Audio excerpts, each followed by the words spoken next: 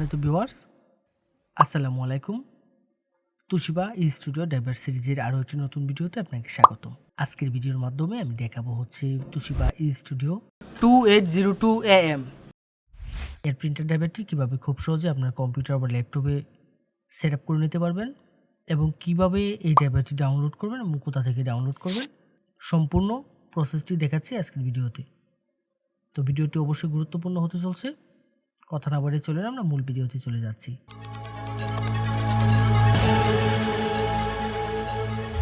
প্রথমে আমরা যে কাজটি করব, আমরা এই ড্রাইভারটি ডাউনলোড করে নেব।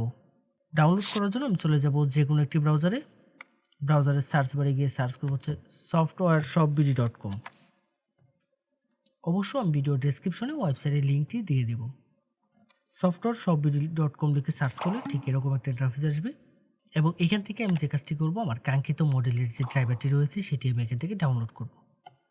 দেন এই সার্চ বারে চলে যাব, এখানে গিয়ে জাস্ট আমাদের যে কাঙ্ক্ষিত মডেলটি সেই মডেলটি এখানে সার্চ করব। দেন সার্চে ক্লিক করব। ক্লিক করলে আমার এই অ্যাভেলেবেল মডেলের প্রিন্টার ড্রাইভারটি চলে আসবে আমার সামনে। এখান থেকে আমি যে কাজটি করব, জাস্ট এই লিঙ্কের উপর ক্লিক করব। ক্লিক করলে এখানে বিস্তারিত সকল ইনফরমেশনগুলো দেখার একটি অপশন পেয়ে যাব। এখান থেকে সব কিছু আমরা একটু পড়ে দেখে নেব।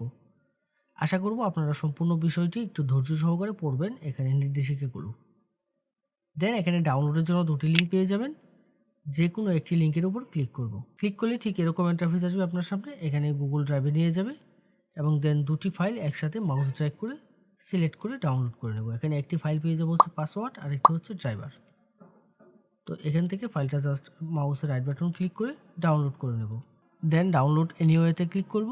ক্লিক করে কিছুক্ষণ অপেক্ষা করতে হবে। কিছুক্ষণের মধ্যে ডাউনলোডটি শুরু হয়ে যাবে।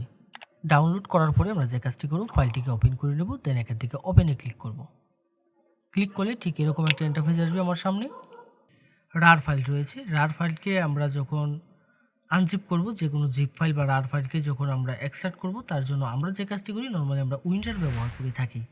যদি আপনার কম্পিউটারে উইন্ডারটি না ব্যবহার করা থাকে, অর্থাৎ উইন্ডারটি যদি ইনস্টল করা না থাকে, তাহলে যে কাজটি করবেন, আপনি উইন্ডারটি ইনস্টল করে নেবেন।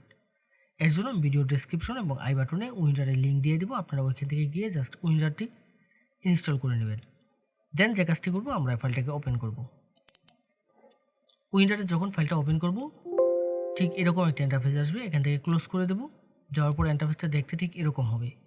এখানে একটি ফাইল পেয়ে যাব হচ্ছে ড্রাইভার। এই ড্রাইভারে ক্লিক করব।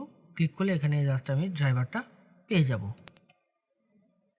তো এখানে আমার পাসওয়ার্ডটা দিতে হবে। আমি যেহেতু শুধু ড্রাইভারটা ডাউনলোড করছি, আমি এখানে পাসওয়ার্ডটি ডাউনলোড করে নিই।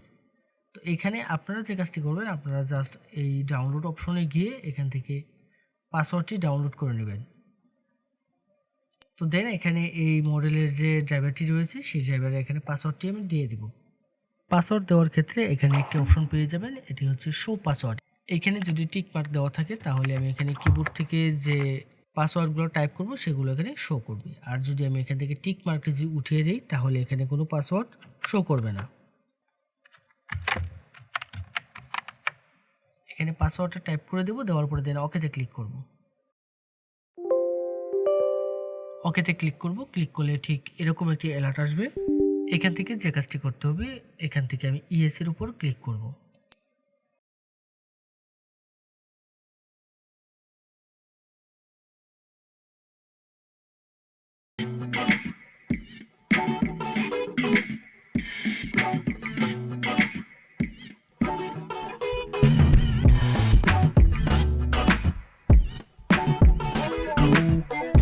পিছনের অংশে ডাটা কেবলটি প্রিন্টারে লাগিয়ে নেব। অবশ্য অনেক সময় ডাটা কেবলে দেখবেন যে কার্বন জমে থাকে, তো কার্বন জমে থাকলে একটু পরিষ্কার করে নেবেন।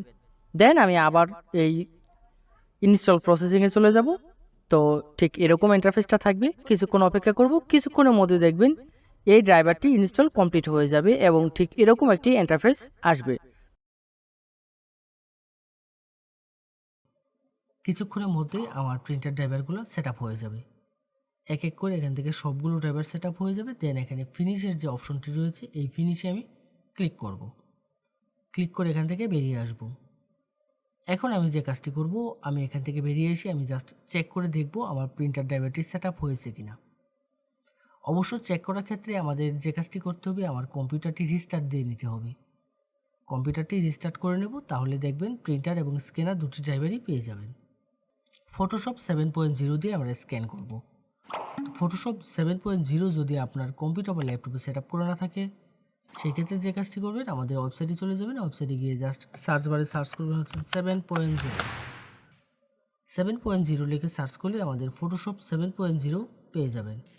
যে কোনো মডেলের প্রিন্টার ড্রাইভার এবং আপনার প্রয়োজনীয় সকল সফটওয়্যার পাবেন আমাদের ওয়েবসাইটে। যদি আমাদের ওয়েবসাইটে কোনো সফটওয়্যার বা ড্রাইভার আপনি খুঁজে না পান, তাহলে অবশ্যই আমাদের হোয়াটসঅ্যাপে যোগাযোগ করবেন। আমাদের প্রত্যেকটা পোস্টের মধ্যে আমাদের হোয়াটসঅ্যাপ নম্বর দেওয়া থাকবে। এই ছিল আজকের মতো। এরকম গুরুত্বপূর্ণ টেক টিউটোরিয়ালের জন্য অবশ্যই আমাদের চ্যানেলটি সাবস্ক্রাইব করে রাখতে ভুলবেন না। দেখা হবে নতুন কোনো ভিডিওতে।